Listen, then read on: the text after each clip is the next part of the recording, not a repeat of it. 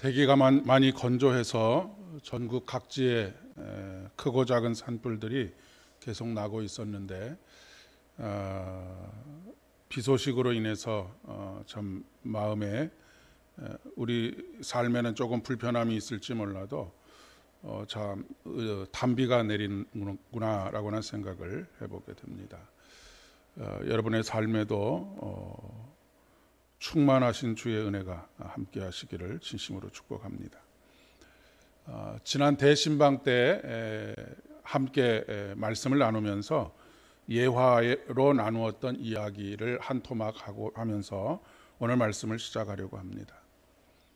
어떤 목사님께서 대신방 기간이 되어서 신방을 가셨다고 합니다.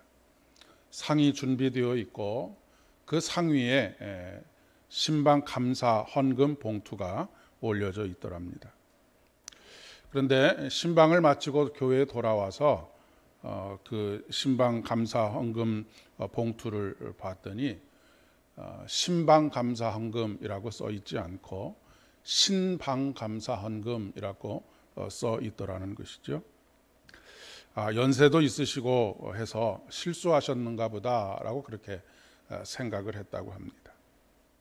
그래서 그냥 본인이 신자에다가 기역자를 하나 더 붙여서 신방 감사 헌금이라고 그렇게 바꾸어서 교회 재단에 올려 드렸다고 하죠. 그 다음에도 대신방 기간에 신방을 갔는데 또 똑같이 신방 감사 헌금을 올려놓았는데 또 작년하고 똑같이 신방 감사 헌금이라고 그렇게 써 있어서 아주 조심스럽게 권사님 신방 감사 헌금이 아니고 신방 감사 헌금입니다 라고 그렇게 말씀을 드렸더니 그분께서 말씀하시기를 목사님 저도 잘 알아요. 하지만 신방 감사 헌금이라고 써놓은 이유는 목사님하고 신방 대원들과 함께 하나님께서 함께 오신다라고 하는 그런 의미에서 신방, 하나님께서 방문하신다라고 하는 그런 고백을 담아서 봉투에 쓴 것입니다라고 그렇게 고백하더라는 것입니다. 우리 하나님은 찾아오시는 하나님이십니다.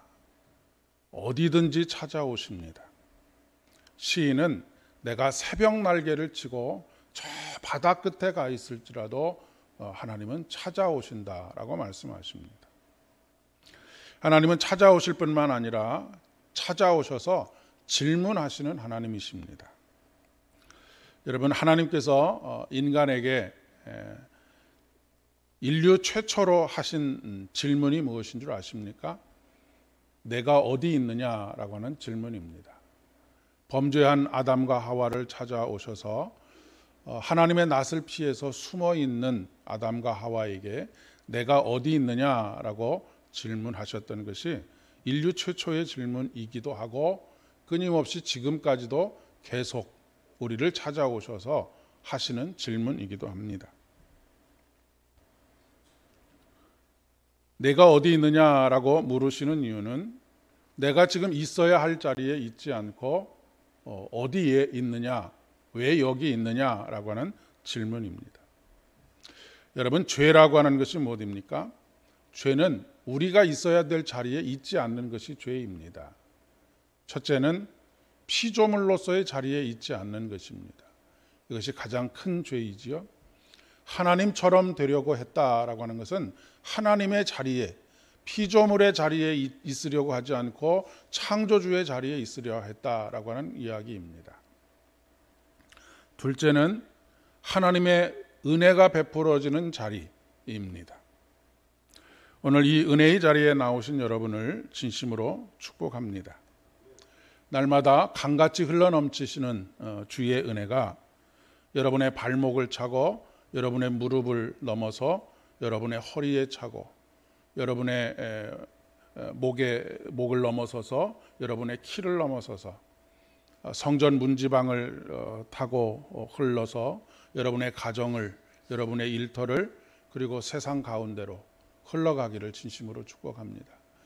그래서 물이 바다를 덮음과 같이 하나님의 영광이 세상 모든 곳에 찬란하게 비치는 복된 날들 되실 수 있기를 바랍니다.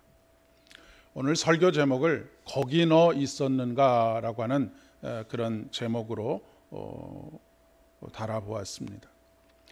로마 군인들에게 붙잡힌 예수님께서 골고다 십자가에 달리셨습니다. 그런데 그 십자가, 히히덕거리고 예수님의 옷을 제비를 뽑아서 나누어 가지자라고 말하는 그런 참 참혹한 자리에 오직 5사람만이, 예수님을 따르던 무리들 중에 오직 5사람만이 그 자리를 지키고 있습니다. 오늘 말씀에 보면 예수의 십자가 곁에는 그 어머니와 이모와 글로바의 아내 마리아와 막달라 마리아가 섰는지라. 4사람의 이름이 언급되어져 있는데 또 다른 한 사람이 있습니다. 그 사람이 바로 요한복음을 기록한 사도 요한입니다.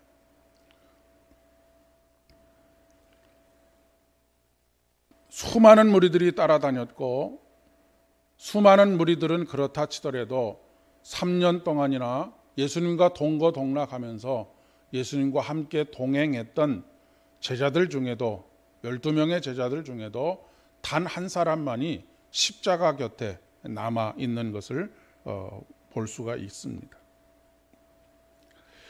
지금 제자들이 있어야 할 자리가 어디입니까? 바로 십자가 곁입니다. 그 자리는 은혜의 자리입니다. 더 정확하게 말하면 예수님의 곁입니다. 그리고 오늘 우리가 있어야 할 곳입니다.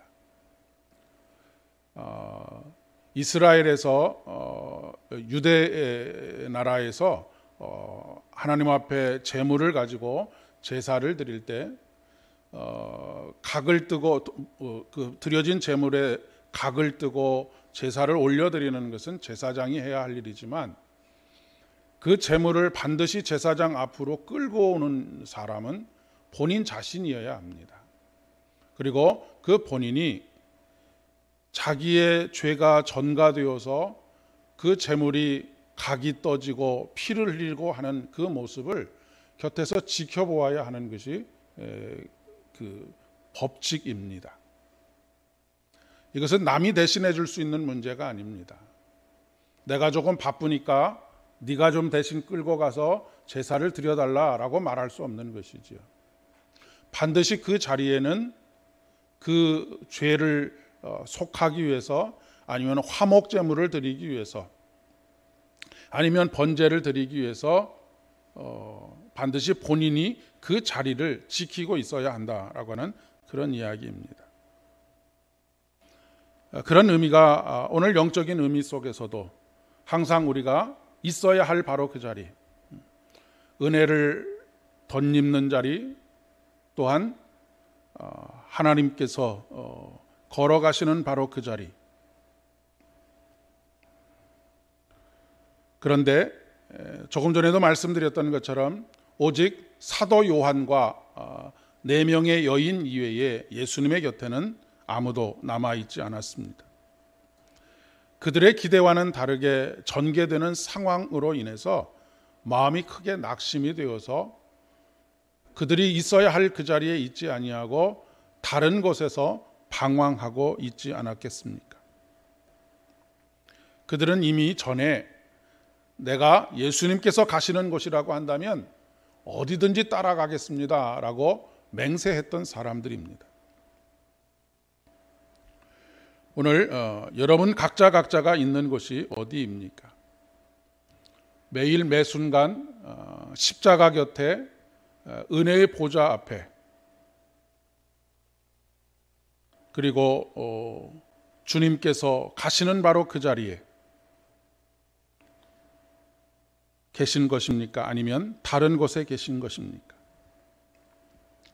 갈수록 편한 자리, 빛나는 자리, 이익이 되는 자리에는 사람들이 많이 몰려듭니다.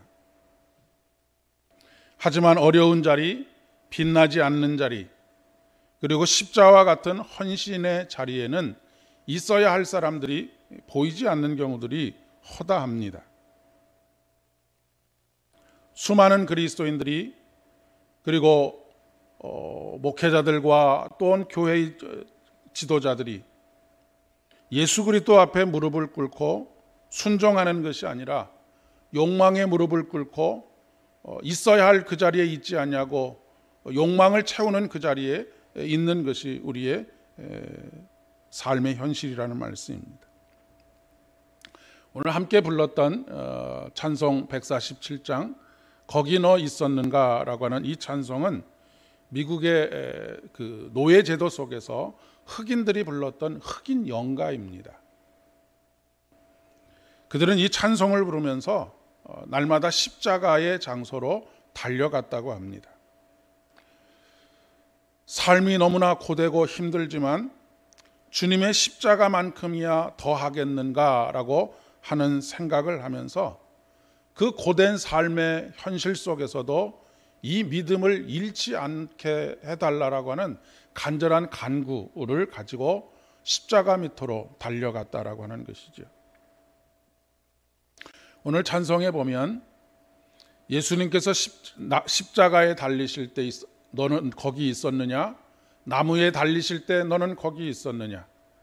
무덤에 누이실 때 너는 거기 있었느냐? 예수 그리스도께서 무덤에서 나오실 때 거기 있었느냐라고 묻습니다. 이것은 짧은 십자가의 자리를 말하고 있지만 예수님께서 이 땅에서 공생의 삶을 살아가는 그 순간부터 한 컷 한 컷 마치 사진이 찍히는 것처럼 그 자리에 있는 것. 우리가 결혼식을 하게 되면 요즘은 조금 달라졌습니다마는 아무리 멀리 있어도 가서 사진을 남기고 와야지 그 결혼식에 내가 마음을 다했다라고 그렇게 생각하지 않습니까? 만약에 우리가 있어야 할 그곳에 있지 아니하여서 사진에 남아있지 않다고 한다면 은혜의 자리, 내가 있어야 할 자리에 있지 아니하여서 영적인 사진을 찍었을 때 그 자리를 지키지 못했다고 한다면 거기 너 있었는가라고 하는 이 진지한 질문은 그 구속의 은혜가 얼마나 내게 친밀하게 다가오고 나의 것이 되었느냐라고 하는 것을 묻고 있는 것입니다. 나의 것, 나의 고백이 되었느냐라고 하는 것을 묻는 것이죠. 그 누구도 대신해 줄 수 없는 자리, 그 어느 누구도 외면할 수 없는 자리, 그 자리는 죽음의 자리인 동시에 은혜의 자리이고 생명의 자리이고 죄 사함의 은혜가 베풀어지는 자리입니다. 여러분 쿼바디스라고 하는 영화를 아시는지 모르겠습니다. 본래 제목은 쿼바디스 도미네라고 하는 제목인데 이 말의 뜻은 어디로 가시나이까 주여라고 하는 그런 제목입니다. 영화의 내용은 아주 간단하게 말씀드리면 이렇습니다. 로마에 아주 큰 박해가 일어났습니다.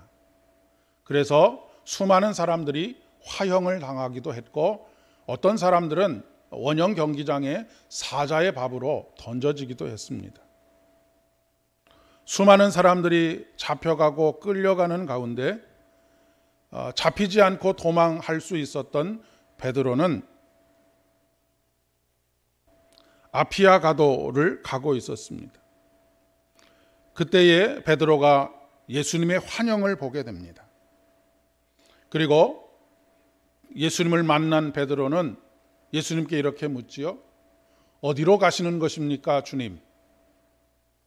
그러자 예수님께서 뭐라고 대답하시냐면 네가 등지고 떠나는 로마로 내가 지금 가고 있다라고 말씀하십니다. 그 말씀은 무엇입니까? 로마는 베드로가 있어야 될 자리라고 하는 것이지요. 그런데 로마를 등지고 네가 떠나고 있으니 내가 지금 로마로 들어가고 있다라고 말씀하고 계시는 것입니다. 믿음은 끝까지 가는 것입니다. 달려갈 길을 다 가는 것입니다. 세상의 경주는 누가 빨리 달려갔느냐를 따라서 등수를 매깁니다. 그리고 맨 앞장서서 들어온 사람에게 찬란한 면류관을 주지요.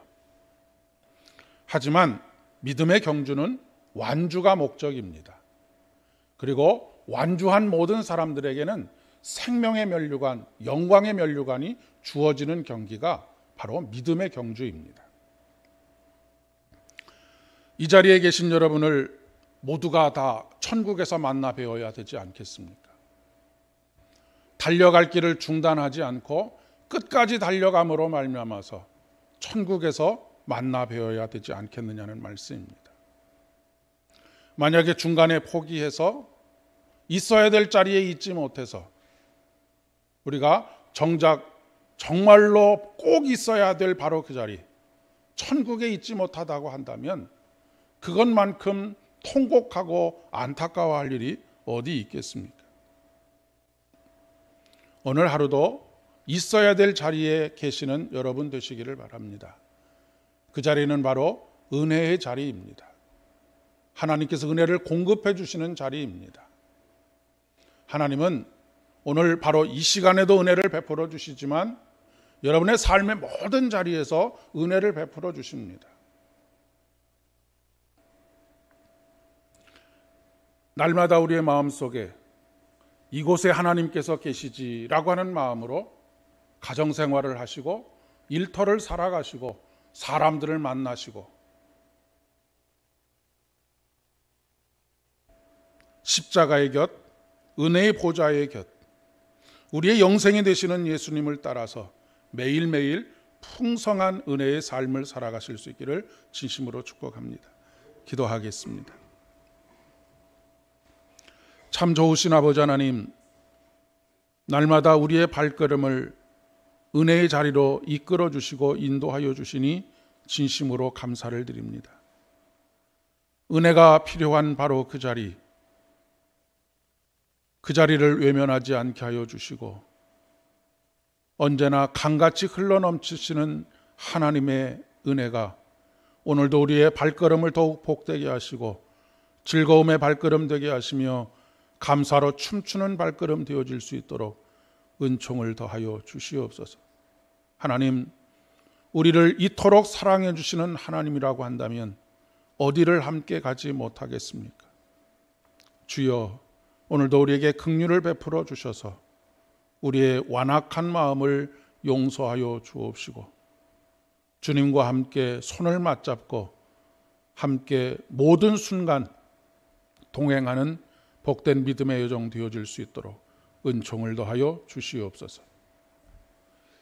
이제는 우리 주님 예수 그리스도의 은혜와 아버지 하나님의 극진하신 사랑하심과 성령 하나님의 위로하심과 교통하심이 은혜의 자리를 떠나지 아니하고 날마다 은혜의 자리에 있어 시마다 때마다 공급해 주시는 하늘의 은혜로만 살아가기를 소원하여 오늘도 주님의 은혜를 간구하는 사랑하는 모든 성도님들의 머리 위에와 가정과 일터와 사업장들 위에 만나는 모든 사람들 위에 특별히 우리에게 가장 큰 은혜를 경험할 수 있도록 허락해 주신 주의 제단 위에 이제로부터 영원까지 함께 하옵시기를 간절히 축원하옵나이다. 아멘.